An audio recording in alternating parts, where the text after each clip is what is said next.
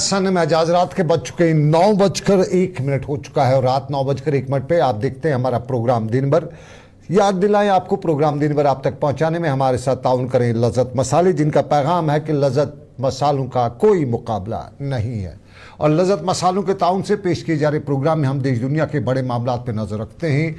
हिंदुस्तान और पाकिस्तान में ताल्लुकात किस तरफ जा रहे हैं कुछ अंदाज़ा लगाया नहीं जाता है, लेकिन जो कुछ भी हालात बन रहे हैं, जो कुछ भी बयानात दे रहे हैं, जिस तरफ से हिंदुस्तान और पाकिस्तान के दोनों जो हुकाम हैं वो बयान दे रहे हैं, उसके बाद अंदाज़ा किया जाता है कि एक बार फिर कुछ हो सकता है। एक बार फिर लाइन ऑफ कंट्रोल से लेके इंटरनेशनल बॉर्डर तक क्या कोई भिड़न फिर हो सकती है, इसके अंदाजे लगाए जा रहे हैं। और यूँ समझा जा रहा है कि कुछ तो है जिसकी पर्दादारी है, कुछ तो है जो दुनिया सारी इस पर नज़र रखी हुई है। आपको पाकिस्तान के आसिम मुनीर का अमेरिका में कल का दिया गया बयान, उस पर हिंदुस्तान के पॉलिसी मेकर्स से लिख कर दिया गया रद्द-ए-अमल, ये सारी सिचुएशन कुछ बड़ा बयान करती है।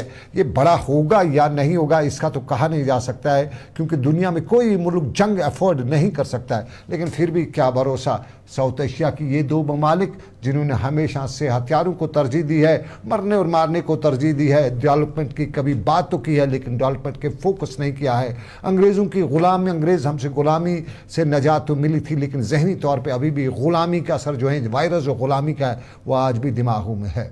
और उसी के पेश नज़र हम अपना सब कुछ लुटा देंगे अपनी मूंछ को सिर्फ ऊंचा रखने के लिए। और ये मूंछ पार भी ऊंची रखने की कोशिश की जा रही है, इधर से भी मूंछ ऊंची रखने की कोशिश करी जाती है।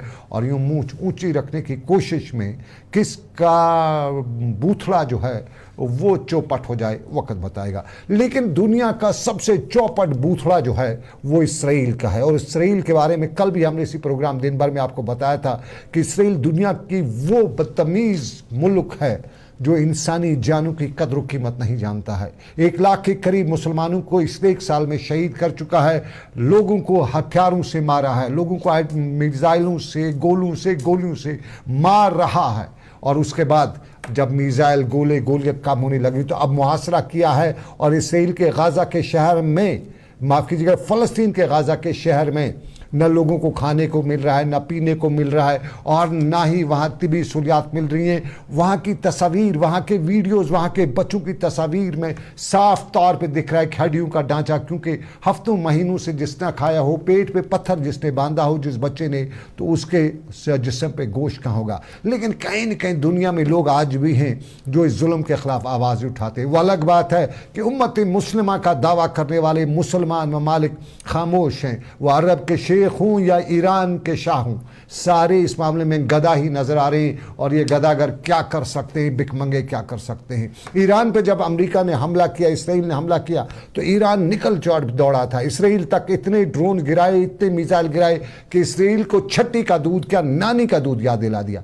लेकिन जब अपनी बारी ख़त्म हुई, अपने बकौल हमने जीत हासिल की, वो कुछ तो किया, लेकिन फ़लस्तीनियों का दर्द उनको नज़र नहीं आ रहा। और इसराइल का और अरब ममालिक का गठजोड़ तो दुनिया जानती है, क्योंकि अरब ममालिक में बादशाह तो शाह तो है, लेकिन उन शाह में कोई शाह वाली खसलत नहीं है। सिर्फ इतना ही कहा जाता है कि माँ दूध जब डब्बे का पिया हो, या यूँ कहें दूध जब यहूदन का पिया हो, तो फिर बू कहाँ से आएगी उसमें से इंसानियत की। और ये अरब के हुक्मरानों के लिए इंसानियत की बू वाली बात है। लेकिन इंसानियत की बू हिंदुस्तान से नज़र आई है। और हिंदुस्तान के सबसे बड़े ख़ानदान, नेहरू ख़ानदान, गांधी ख़ानदान की बेटी प्रियंका गांधी ने आज बाज़ाब्ता तौर पे फ़लस्तीन में निहत्ते इंसानों की नस्ल कुशी पर मजम्मत की है। और आज उन्हें ट्विटर पर लिखा कि 60,000 से ज़ायद अफराद मारे गए हैं, 18,430 जिनमें बच्चे हैं। और आज उन्हें दिल्ली को भी, मरकज़ी सरकार को भी तनकीद का निशाना बनाते हुए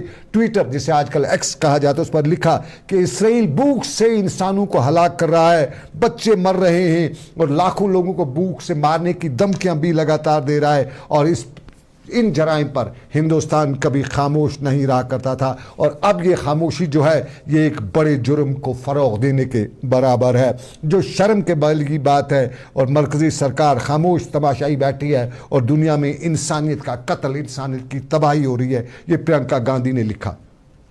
प्रियंका गांधी ने इसी साथ एक और पोस्ट भी लिखा। और प्रियंका गांधी इस पोस्ट में लिखा कि अल जज़ीरा टेलीविजन के 5 सहाफ़ियों का बेरहमाना कत्ल फ़लस्तीन में एक और घिनौना जुर्म है और जराइम की दास्तान है। और उन्होंने लिखा कि उन लोगों की नाकाबिल तस्खीर हिम्मत जो सच्चाई के लिए खड़ा होते थे, वो कभी भी इसराइली तशद्दुद और नफ़रत से लौट तो नहीं आएंगे, लेकिन इसराइल के ख़िलाफ़ दुनिया की नफ़रत जारी रहेगी। और इसराइल से दुनिया का आम इंसान जो है, चाहे वो किसी भी मज़हब से हो, वो नफ़रत ज़रूर करता है, क्योंकि कातिल का कोई हिमायती नहीं होता है। वो अलग सी बात है कि कातिल के दबदबे के सामने ज़ुबान खोलने में कुछ कुछ पाबंदियाँ खुद ही अपने आप को आदमी कर जाता है, लेकिन दिल में तो दर्द ज़रूर रखता है, नफ़रत ज़रूर रखता है। और इसराइल के से दुनिया का हर इंसान, चाहे वो हिंदू हो, मुसलमान हो, ईसाई हो, सिख हो, क्रिश्चियन हो, जो भी हो, वो नफ़रत ज़रूर करता होगा। और इस बेहमाना